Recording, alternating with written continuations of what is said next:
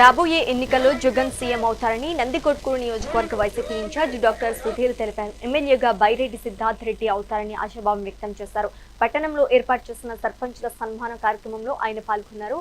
కొత్తగా బాధ్యతలు చేపట్టిన సర్పంచులను ఆయన సన్మానించారు. ప్రజల సమస్యలు పరిష్కరించడానికి కృషి చేయాలని సర్పంచులకు సూచించారు. నిత్యం ప్రజల్లో అందుబాటులో ఉండాలన్నారు.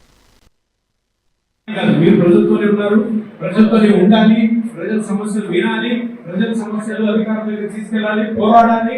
ఈ పోరాటంలోనే మన పగిడాల నాగిరెడ్డి అన్న అన్యాయంగా కేసులు పెట్టుకుని వెళ్ళాల్సి వచ్చింది. జరుగుతూ ఉంటాయి, తప్పదు, కొన్నిసార్లు అన్యాయాలు జరుగుతాయి, అందరి మీద జరగచ్చు. కానీ మంచి రోజులు 2029లో రాబోతున్నాయి. 2029 నుంచి మన రాజ్యం మొదలవుతుంది. 29 నుంచి ఇంకొక 30 సంవత్సరాలు, ఇంకొక 6 సార్లు వైఎస్ జగన్మోహన్ రెడ్డి గారు ముఖ్యమంత్రిగా ఉంటాడు ఆంధ్రప్రదేశ్. ఎందుకంటే ఆయన చిన్న వయసు, ఆయనకి ఇంకా 6 టర్మ్స్ అంటే 30 సంవత్సరాలు ఇంకా రాజకీయం చేసే శక్తి